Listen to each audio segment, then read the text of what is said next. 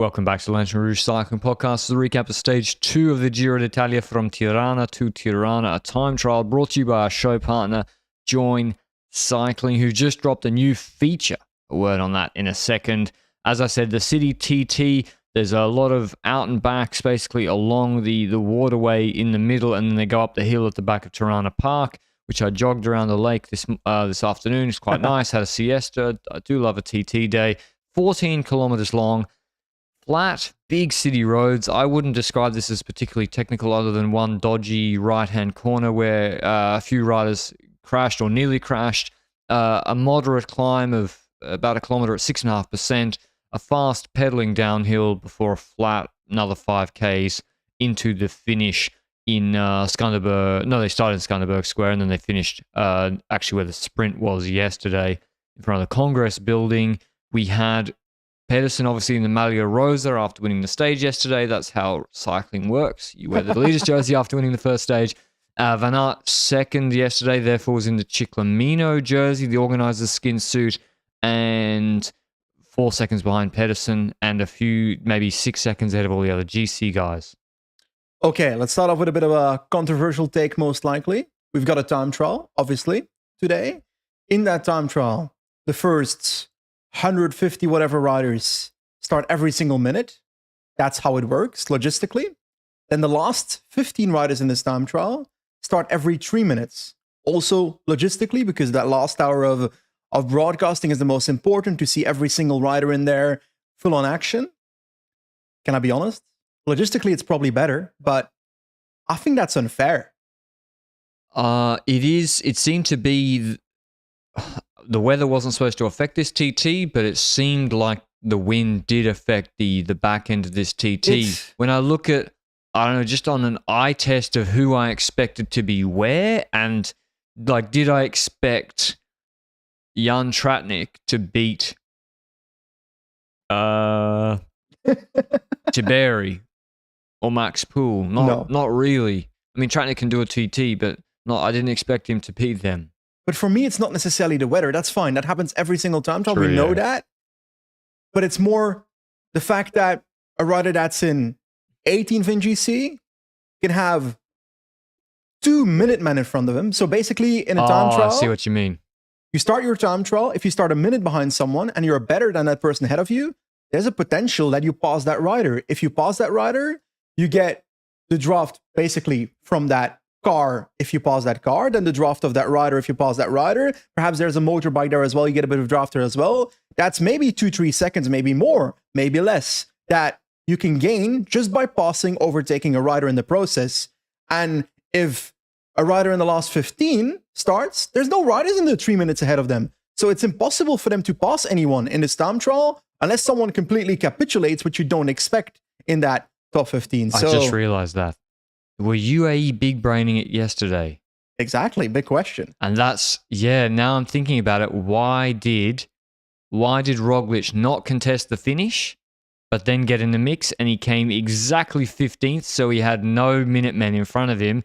UAE yesterday, 20th, 26th, 27th, 29th at the back of that group, plus actually another one, Micah, they had Minutemen in front of them. Wow. Oh, then again, on one end, yes, maybe a team should think in front of the next ITT. Okay, let's try and make sure we just are a bit further in the group and therefore we don't have that happening to us. But on the other hand, I understand that you want to try and finish in the group and that Roglič shouldn't be thinking that much about today's time trial at the end of yesterday's. He probably should be thinking about trying to stay upright in the final. I think that's a big priority in that sense. But are we maybe overanalyzing it because inherently a time trial with Minutemen is a bit unfair because some Minutemen will go for the time. If Darling's your Minutemen, you don't good luck. Exactly. You don't know who's in front of you. If you have Lorenzo Fortunato, maybe you should actually, what you should do is, I've now realized, you finish at the back of the group and then you find Fortunato and some diminutive climber and then Ulisi, and then you basically finish on their wheel in the reduced sprint. Yes, but if Darling passes you while you're on the wheel, so you got to make sure chop him. Yeah, if a TT rider comes near you, like if McNulty's coming up, then you don't want to finish behind McNulty. You got to sprint ahead of him. Oh no, how does it work? No, you got to finish behind the one rider, but in front of McNulty. Yeah. So you got to be really close there. It's gonna be no. You want to finish in front of them because then in front of McNulty, but behind the rider, you want to be behind Fortunato. No, behind McNulty. Because then he he starts behind you. Yes, you're right. It's the other. It's my reverse. God, it's so difficult. So you want to finish in front of Fortunato, yes, and behind McNulty. Yeah, you want to sprint and bike throw ahead of Fortunato if in the first stage. Anyway, TT starts. We see Jay Vine, who crashed heavily yesterday. He sets a good time at the intermediate. 10:10, about 47 k's an hour to the intermediate. It's fast to the finish, 57 k's an hour. It's 10 minutes to the T1, 6 minutes to home from the top of the hill. And he's going really well. He sets a time of 16:10, which is quicker than a Affini. So an all-round climber who's great on his TT bike, Vine, is able to beat the big engine. Crashed yesterday, so I wasn't necessarily expecting that to be the... Even after Affini, I wasn't expecting that Vine time to be one of the best on the day, because I was like, okay, crashed yesterday, can't be that strong today, right? So I was like, Tarling goes on the road. Tarling gets beaten by Vine at the middle section of the race, basically. He was behind on the climb in the middle by 3 seconds, but over the top into the descent, fast descent, by the way, up to 75, 80 kph that descent with some potholes towards the end of it. So a bit of the rough terrain, I would say, in this time trial. But Tarling makes up that time and actually starts beating Vine by the finish line by roughly 3 seconds. And I was thinking, okay, Tarling beating a crashed Vine by 3 seconds? I think Tarling loses his time trial. I literally said it when that happened. I was not impressed by the time because I was looking at it. I was like, he's only 6 seconds. I mean, Affini's European champion, but I was like, And then, Vine, we saw it also on TV how hard he crashed.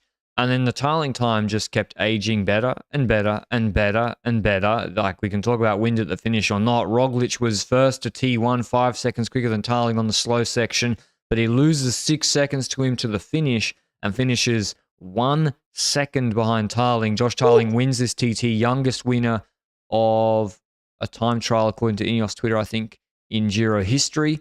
He wins his first Grand Tour stage after some disappointments last year. And he's fulfilling the promise of what we expected from him. So huge win for Tarling, huge win for Ineos. He was And so it was a mixture in the top 10. There's some GC riders, like we said, Roglič. There's some, Jay Vine. Jay Vine should be a protector role on GC. Actually, no, he lost time yesterday after the crash. Anyway, go on the breakaway. Affini, we've got some big guys like Affini, Vasek, and Dan Holer. Mads Pedersen did the TT, or maybe not of his life, but an excellent time trial. He was 11th to T1, quick to T1 to the finish. He was only a second behind Roglič on the final section, but he loses the jersey by about 2 seconds to Roglič. Am I inventing this, or do I remember Miss Pedersen having been a bingo bongo tour time trial merchant at some point? Yeah, I feel like he's when it really mattered for GC in a 1 week where he could actually win, like in Bessèges. Like in Bessèges, he's pulled out some good TTs when he's actually cared. Like Van der Poel has that in him. So he did a fantastic TT today, Mads Pedersen. And he said he didn't even train on his TT bike. So he finishes in 7th. I'll do the full top 10 for completeness. That's yesterday's stage. Tarling wins 1 second ahead of Roglič. 3 seconds ahead of Vine, 6 seconds ahead of Affini, Vasek on 6 seconds, Holer 8 seconds, Pedersen 12 seconds, McNulty 13, Hayter 14, Ayuso 17. He's the second GC. Yeah, he's the second GC rider after Roglič. So he, despite doing a pretty good TT, loses 16 seconds to Roglič in a very short time trial. Then Del Toro, a good TT, is only 1 second behind Ayuso. Danny Martinez does a good TT, but he lost a load of time yesterday. Same with Aronsman and Derek G. I would say the surprise to me, Michael Storer, 28 seconds ahead of, it's not the greatest TT, but it's also not a bad one. Yeah, but Michael Storer is a weird guy for me. Obviously, we've had the Vuelta is amazing at Sunweb. He's then had a bit of years of employment under the tyranny of David Gaudu at Groupama FDJ, and now he's been freed again at Tour Pro Cycling, where he has he's won Tour of the Alps. And in some of those stages, he was doing really good engine-wise on the flat, to the point that it shocked me to my core to realize how shit his TTs have been in the past for a rider that does seem to have an engine in time trials. And then in this specific Giro d'Italia, with this time trial, gotta say, this is kind of the TT I would expect for a storer, better than what was in the past, but this is what I would have hoped for in the first place. And based on his Tour of the Alps flat segments, I maybe was expecting even a little bit better, but I didn't necessarily expect that today. But we got to talk about a bunch of other riders as well. You know, like Wozek had a solid time as well. He was in the running for the stage when at some point then kind of fell through in the last portion of it. Initially McNuggets as well, similar scenario there. So the two boys from the Vuelta TT last year having similar situations. We'll talk about GC in a second. You mentioned Derek G. Is it me, or is Tiberi and Derek G finishing 18th and 20th still a disappointment?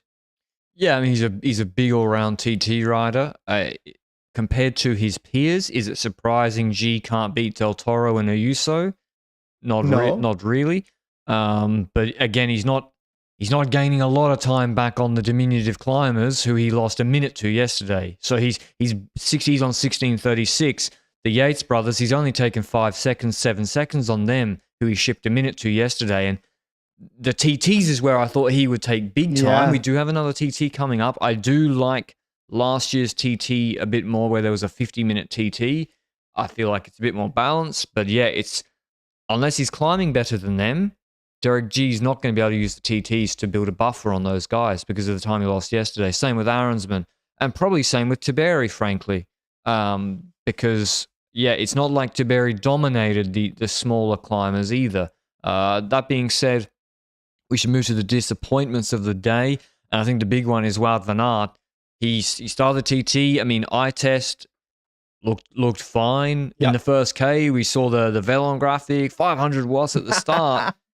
We see at the intermediate, he is, let me check. And if you have to, wait. If you have to do a control F on the timetable split, then that's not a good sign. Before you tell us the time, eye test wise, he looked like he was pedaling squares, no? On the climb, 100%. On the climb, 100%. But yeah, I mean, in literally the first K, I can't tell the difference between 50 and 52 kph eye test. You really can't. Rookie. Yeah, I'm out of touch. But Wout van Aert is 42nd to the top of the climb. 42nd, which is behind I mean, I don't want to disrespect anybody, but with all due respect, it's behind Romain Bardet, who I don't think used the extensions today. It's behind Alessandro Ver. Like, that's really bad, Benji. And then you obviously can't win the stage, and Ciclamino was, Mario Rosa was out. But yeah, that's really at odds with his performance yesterday. I agree. And actually, because you're talking about Bardet, I'm going to jump ship to a different topic for 1 second here before we continue on that disappointment streak, because Romain Bardet was the minute man of Roglič. He finished, I think, 52-ish seconds behind Tarling. So at first, my reaction to this time trial was Roglič loses by 1 second. Does this mean that if Roglič had an actual minute man instead of a 3-minute man in front of him, would he have won this time trial over Tarling? If it was 1 minute man, depends on the rider. Turns out it was Bardet, and he wouldn't have passed Bardet. He would have gotten relatively close, 8 seconds behind. I don't think it would have made a difference today between winning or losing, but I just wanted to add the conclusion to my narrative that I started at the start of this podcast. But disappointment, is it me or... Okay. I went to the bus zone this morning to the start of the time trial. There was a recon, then obviously the riders come back to the bus zone and then go on their actual time trial. But I was hearing, my ear was to the team buses, not literally, but like some people told some things to me. And a rider had stated that Juan Ayuso was involved in the same crash as them. And that was early on in the stage yesterday. And then he actually hit the floor really hard. And that might explain why he actually did a disappointing time trial. Yes, he's 10th in the time trial, but I don't expect him to lose 16 seconds to Roglič on this time trial. No, this is the guy who beat Filippo Ganna in a flat 10K TT last year and was good again this year. So, yeah, I would expect him to, if you gave me how much time will Juan Ayuso beat Jan Tratnik by today, I would say, yeah, more than a second. Yeah. But still, he puts time into the other GC guys. I don't have the full GC, like where they just pull out the GC rider ranking. The Garibaldi. Just died. Garibaldi's falling over. What's going on? Roglič is in the GC lead by a mere second ahead of Mads Pedersen. Vasek is in third on 5 seconds. McNulty, I mean, UAE, we said they looked ropey yesterday. They got 3 riders in the top 6 on GC. McNulty, Ayuso, Del Toro on 12, 16, and 17 seconds. Max Poole, Tiberi, 24, 25 seconds. Stora, 27 seconds. Pellizzari did a really good TT. Yeah. He's on 31 seconds. I didn't think he could TT very well, and he doesn't. A very, very good one. I'll spot in too, by the way. Yeah, he's a TT rider. Pidcock went for it. He's clearly he is going for GC. Pidcock is going for GC for as long as possible. That's how it is. Anything? Well, we got to talk about the Battle of the Yateses, my friend. Simon Yates beating Adam Yates on this time trial. I don't know what that does in the family, but does that mean they're now 4 seconds difference in GC? 3 seconds. Yeah. Simon Yates is beating Adam Yates by 3 seconds. We'll see how that goes. But talking about seconds. Oh, no. I want to get into my Roglič and Ayuso and the crashes reminded me. I want to discuss that actually from yesterday. So okay. I got a hot topic. But before we get into that, as I said, Join have dropped a new feature. Join Cycling has launched groups. It's a groups feature. We've launched one ourselves or set up one ourselves for the Lanterne Rouge Cycling podcast listeners. The link is in the description or in the pinned comment if you're watching on YouTube. And once you're in the group, you'll get access to some pretty cool stats like the group's average EFTP, maybe higher than some of the time trials today. Level, total training time, workouts completed, and a real-time leaderboard. It's the perfect excuse to see how you stack up to other listeners, but not just other listeners, but me and Benji. You can see our silly faces at the top in the cover photo. And we'll be updating our own stats during the Giro. So whether you're trying to match us or just survive a few rides a week, it's a great way to stay accountable. And I really like that feature, actually, that you can, now I can see the LRCP listeners in the group and then what everyone's doing. It'll keep me in particular. I'm selfishly, when Join were like, okay, we're launching this for the Giro, I was like, awesome. That benefits me because now I have even more accountability to the listeners.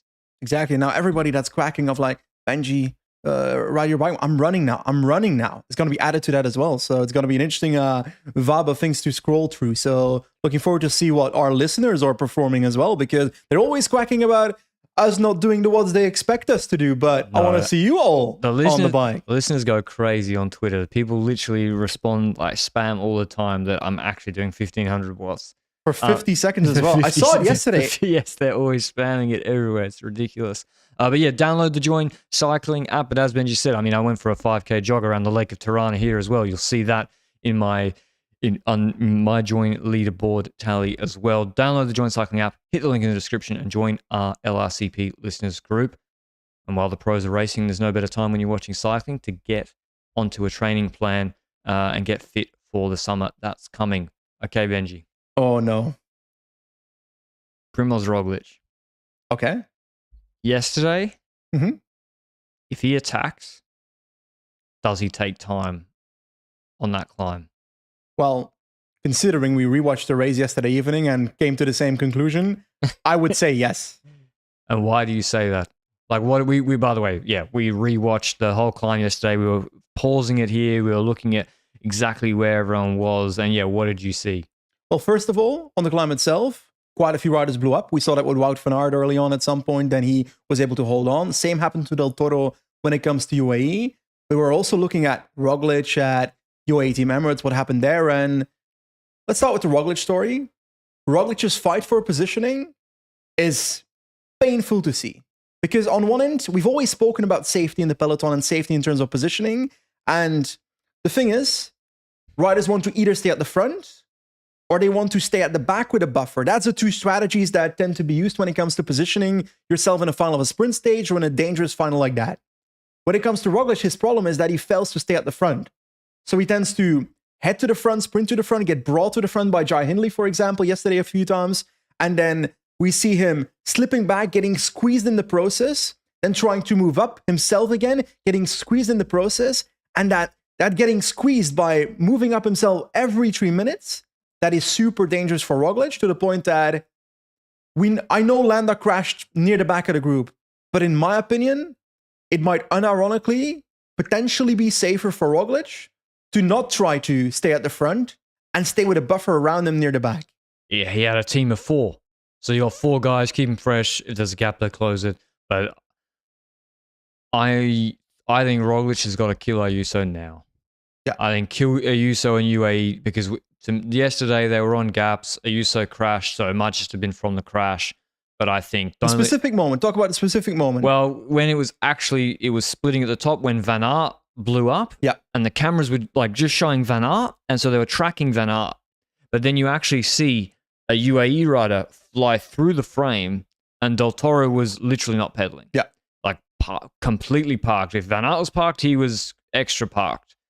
And then Ayuso was on a tiny little gap at the top as well. Could have just been from the crash, but also the heat. I'm not sure is his friend. I think Roglič, tomorrow we have a stage from Vlore to Vlore, stage 3. Roglič in the leader's jersey, 159 Ks. It's actually really hilly at the start, like up and down all day. And then there's a 5.3K, 4.2% climb. It's a fake news climb. It's literally 2 Ks at 10%, a descent, and then 1K at 9%. It's 2 hills, and then they've said it's a 5K climb. Then there's a bonus sprint, another intermediate Red Bull sprint at the bottom of a little hill, and then 10.5 Ks, 7.5%. The Kafa Yogarase climb. Your Albanian is amazing, buddy. Yeah, I know. It's 10.5 K, 7.5%, and the last 10 Ks of that is like 8%. The problem is it's 38 Ks from the finish. It's a flat sprint. Roundabout with and bend at 800 meters to go. That's a hard climb. I've got an anti-hot take. You've got the hot take. You think Roglič should try to go after Ayuso as fast as possible. I don't think he should care and should keep riding what he's doing. I think he started this Giro d'Italia very well. He's on 16 seconds or so that he took, or was it 14 seconds, 60 seconds ahead of Ayuso right now after this time trial. We're heading to Tagliacozzo in about 5 days, roughly. Tagliacozzo is the perfect finish for him. Tomorrow, Little Trek will try and control, and they'll try and go for Pedersen, give that jersey away to Pedersen if he takes the bonus seconds. I don't care. Pedersen is not a GC fighter. He's not your rider to beat, so he can take the jersey, let Little Trek control the Tagliacozzo stage if they desire. If they don't do it, well, then you have to control yourself if you want to go for the stage. And I think on that stage, there's one mountain stage in the first 2 weeks with a mountain finish that fits Roglič perfectly. Spend the team, goddammit. Like, control it. That's my opinion. I think tomorrow... And the stage after, they can give the jersey away again. I know what Roglič is going to do tomorrow. They're not going to pace. Yeah. Because Trek will do it. And Roglič wants... he wants Manuele Terozzi on Bardiani to go in the breakaway and to win by 5 minutes to take the jersey. I don't know if that will give him the jersey or not. But he wants someone else to take a jersey. And there's a big opportunity tomorrow with the stage 1 being so decisive. I mean, why can't... I mean, Aronson won't be allowed in the breakaway, Benji, but like, let me look down at the GC list now. Like, who could be in the breakaway that's lost a shitload of time? I mean, Jay Vine. Jay Vine's going to probably try to go on the break tomorrow. Why not? He's on 4 minutes in GC. You don't think Roglič would let him take the jersey by 30 seconds? And then Vine's the perfect guy to give the jersey to. Will he go in the breakaway or will he attack from the peloton on that climb? Yeah. He's done that before. He could do that, but that's more for the stage win. I mean, Arietta, same. He's on 4 minutes. Michel Rees, Svested Bardseng, Donovan, DePreto, all Rick Plumers even, Remy Rochas, Warbas, Peo Bilbao's on 7.5 minutes. But it's all on Little Trek, who will definitely try to control tomorrow. Yeah, because Pedersen has to, and Pedersen doesn't even have to make the finish to take... No, that's not true. That's literally not true. It's completely unfactual. He has to make the finish to keep the pink jersey, otherwise you lose time. To take the pink jersey. He doesn't need to win the stage tomorrow to take the jersey back. He needs to finish in the group. He can take the bonus sprints before the hard climb. So if he's completely cooked and can't win, only just loses the stage, I mean, to be honest, if he makes the finish, he probably wins anyway. But if they control, and that's the risk, do they control so hard Little Trek that they take the bonus seconds before the climb even starts? I saw a comment on Twitter earlier, and Luke just reminded me as well, bringing up the question as well in our private chat here while we're doing our talking. Little Trek, could they take on the stage differently? Was the question. Could they send Pedersen in the breakaway? We've had this discussion a lot in Grand Tours where Yes, if with Van Aert, for example. Matthews as well, Yes. a lot with Jaco back in the day. And I think they shouldn't in this regard, because if you go in the breakaway, you would like to have a teammate with Pedersen, because otherwise it's a 1v1 battle, and the likelihood of other climbers being better on that, if Irvine to be in that breakaway as well, then etc. Because Little Trek is the one controlling in our theory. If Little Trek doesn't do it, who's going to do it? That's what I Breakaway mean. control? That's what I mean. And that's why it can be the play, though, to put Pedersen in the break. But he needs teammates, because otherwise better climbers will be there. Yeah, but if Trek aren't going to control, then all bets are off. It's a break of 30. Or Alpecin controls. Or Groves. Verona, Conrad. These guys are perfect. Vasek even. But this stage is also why I don't necessarily like the one-dimensional skills of Alpecin de Koning in this Grand Tour.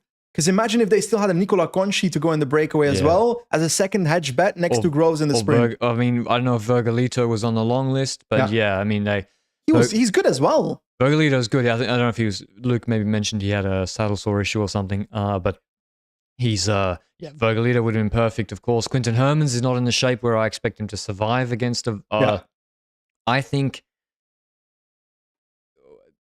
do you say Trek shouldn't go on the break because you think Pedersen survives that climb? I think he will survive. I think Pedersen loses from the breakaway. That's what I'm saying. Yes, possibly. But also, I also think he survives that climb because I'm telling you, Bora tomorrow, Benji, on that climb and on the shorter hills before, they should put the team and fucking drill it. But they won't. What's the downside? What is the down? If Roglič feels good, fucking drill it on that climb. If you see Ayuso on a gap, first of all, I want Del Toro. I want him. I don't want any problems with the secondary GC leaders of UAE. I want them out. Yeah. Then you've got the team are in good shape. You don't know if your team will be in good shape in 2 weeks. Yeah. Pellizzari's in good shape. Aliotti's in good shape. Martinez today was good. Not so good yesterday. I would give it some gas. And if you see any issues with Ayuso, and Ayuso's not Pogacar. Yeah. In Catalunya on stage 8 in Barcelona, all of a sudden not there, you can drop him tomorrow, or maybe you drop him, and if you drop him from a group of 20 with teammates, you can kill him. But if you go for that, then you limit the opportunity of Pedersen maybe surviving that climb, which then means Roglič will be in the pink jersey after tomorrow as well. Oh, you can just stop if you don't drop Ayuso. Just Fair. completely stop. Yeah. Then Little Trek will take over. I don't expect them to do it, just in general. I just don't see the downside. I agree that the downside is not necessarily... It doesn't need to be a no balls, no glory attack, whatever was it. No, Roglič doesn't need to. I'm just like... Ayuso and Del Toro, we saw weakness yesterday on 5% when Ciccone was pacing in the wheels. So yeah, Pellizzari, if he gives it a real push on that climb, and you see weakness, then and if you don't, you stop, and then whatever, let Jay Vine attack and win the stage. Now, bit of a big question. Wout van Aert for tomorrow. Based on the last 2 days, I would expect him to get in trouble on a climb like this for sure. But then if he's a little bit behind, do you wait with Wilco Kelderman? Kelderman's winning this stage. But why shouldn't Wilco go on the break? I have no issues with that. I don't know. It depends. I don't know how technical the descent is, but yeah, it's far from the finish. Are you going to drop Kelderman back? It's more like then you don't have someone around Simon Yates. Simon Yates has done everything that he's supposed to the last 2 days. Should Van Aert go on the break, Benji? Why are we talking about like all these teams that are focused on maybe the big teams, etc.? Because when I start thinking about tomorrow, when I start thinking about stage 1, then we've seen numerous riders like G and Arensman having troublesome days. Or there are other teams that we're not discussing that are fighting for a top 10 position in GC, like maybe Bahrain, for example, your Caruso pick, Tiberi, etc. Those boys. I think they should give it some gas. Can they see value in destroying other top 10 favorites here?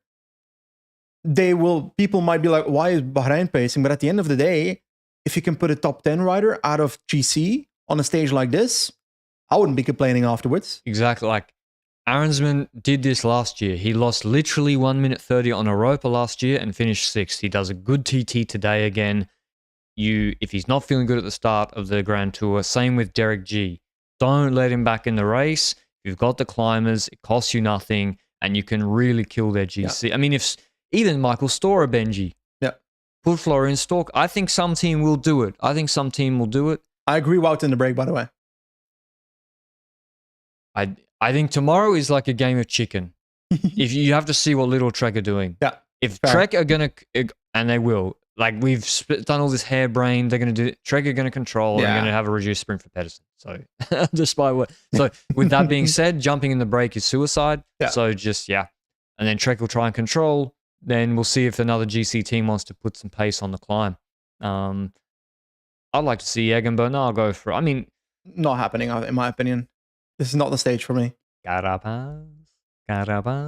Not the stage for me. No? No. Okay, who are you going with then?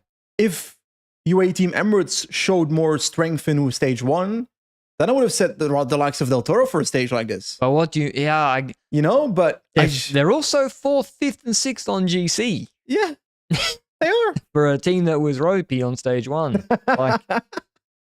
Yeah. But if anyone does it from the team, it's Del Toro for me.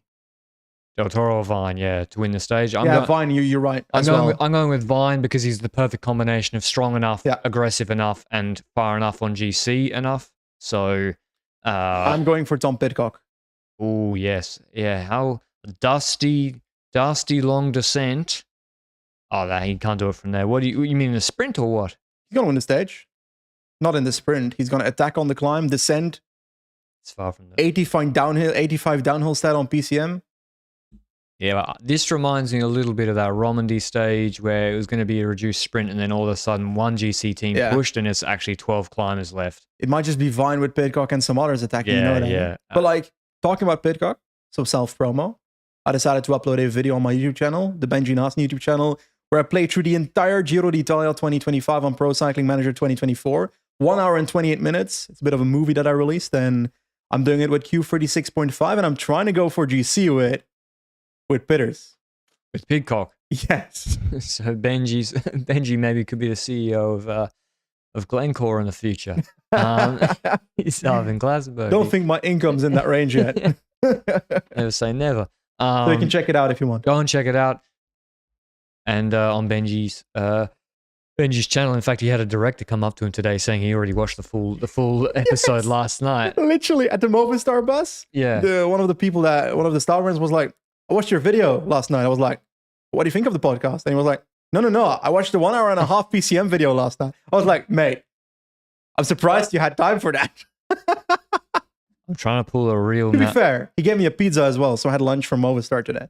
Dark horse Florian Stork from the breakaway. He won Trofeo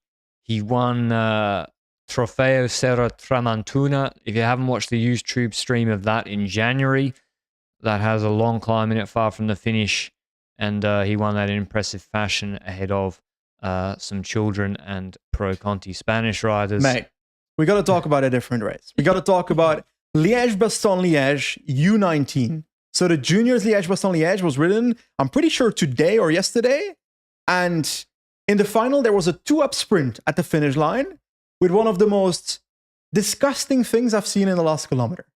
You've got 2 riders sprinting. On one side of the row, you've got Harry Hudson. On the other side, Leander de Gent from Cannibal Victorious, basically the junior team of Bahrain Victorious.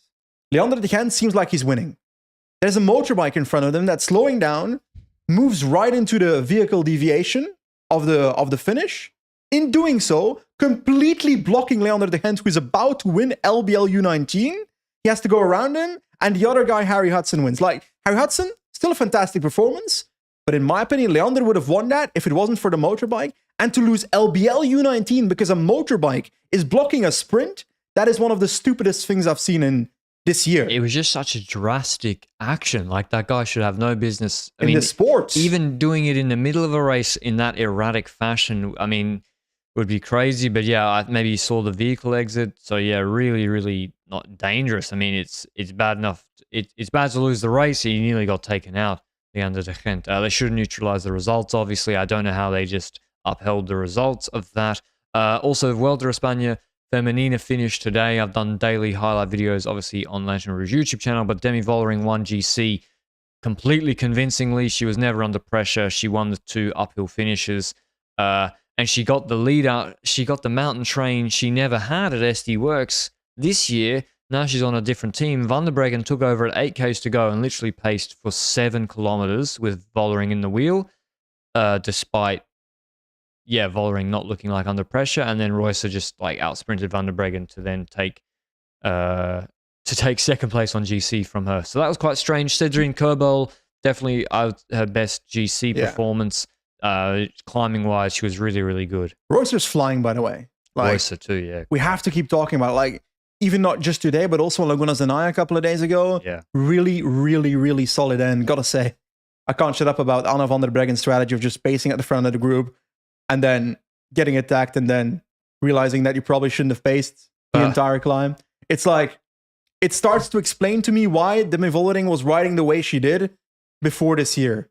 It tactically makes no sense what Van der Breggen is doing. You're in second, and so you pace with first and third, who's 1 second behind you, just in your wheel the entire climb at a steady pace. That makes no sense. You're giving them the advantage of your draft the entire climb when you're pacing. It's a stupid tactic. Yeah. To win, it means you have to be, because there was no attack. She just went steady hard, but to win, it means you need to be 0.3, 0.25 watts per kilo stronger just about, because you never even start with separation. Shout out to Monica Trinca-Colonel, great performance for Liverlula Jaco, as well as... Is she the new Kim LeCour-Pinard? Kind of. She did her first UCI race last year. She was on B Pink Bongiovanni, which is a continental women's team, and she was immediately performing for them. And yeah, she obviously has watts for days, and Jaco did a great job signing her for 2 years. And actually, a bit of an update in the LBL podcast, Women's LBL podcast, we spoke about Kim LeCour-Pinard. I said, is it LeCour? Is it Pinard? She actually reached out herself, and she said she prefers the full thing, Kim LeCour-Pinard. So we know that now. Easy for us. And now everyone knows it as well. So La Volta Femenina, I think it was a pretty good race. Some of the hilly stages were good.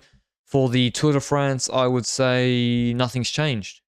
Music looked good. Labou, despite... Actually, no, that's not true. I think Music and Labou didn't look at their best, but as a cohesive unit, FDJ Suez did what I needed to see. Guazzini was a beast, protected all day, and then the 2, Music and Labou, were completely committed to Vollering, and I think for the Tour, they're still looking like the heavy favorites with Demi, especially if Van der Breggen's going to be her climbing domestique. I agree, and I also keep getting impressed by Nienke Vinke continuously being so good at the age of 20? She is, let me check by age. I think she's 20, yeah. Ooh. Like 20 years old. 8 at Flesh, 21st at LBL, 8th on Jebel Hafid, like getting 10th on Alto de Cotorbeo now. Like, her climbing is there. She's got years to grow still. That's super impressive. That's beating the likes of Rihanna Marcus, who's never been a pure climber, really, but it's just a very impressive performance in general. So that was nice to see as well. Anyway, I'll have a think about what else we need to talk about. Anything? That's the race. There's lots of racing on tomorrow, on Sunday, and we'll see with the recap of the Giro d'Italia Stage 3. The Trofee Maarten Wijnands is tomorrow. Oh yeah, 1-1. Looking forward to it? I think it'll be a sprint because there is, I think it's like 500 meters elevation gain. So it's a Sprinters Deluxe. Benoit Cosnefroid also won after coming back. So that's nice to see. It's been a while since I've seen that name. Benoit was injured. He's back. Rumored to go to Ineos, I think. I heard this morning. But on the Imagine Benson transfer. Laurence, Cosnefroid, and Vauquelin in the same team. That's the news. Yeah, that reminds me because there's also an article from Lawton in the Times this morning that the Total Energy deal merger or giving funds into Ineos Grenadiers cycling team is close. So then a French Vive la France team with those guys would make a lot of sense. Are we stepping into weekly show territory? Well, we're not doing a weekly show Monday, are we? Okay. Traveling. Maybe we will. Maybe, actually, we're sitting here on Monday in Tirana with not much to do, so maybe we will. Yeah, I'll have a think about it. Depends on whether we can schedule in before the flights, etc. So don't see it as a promise, but it's a maybe for now, and then we can discuss the follow-up of what happens to Total Energy after that. But That's all for later. Hope you enjoyed the pod, and we'll see you tomorrow. Ciao, ciao.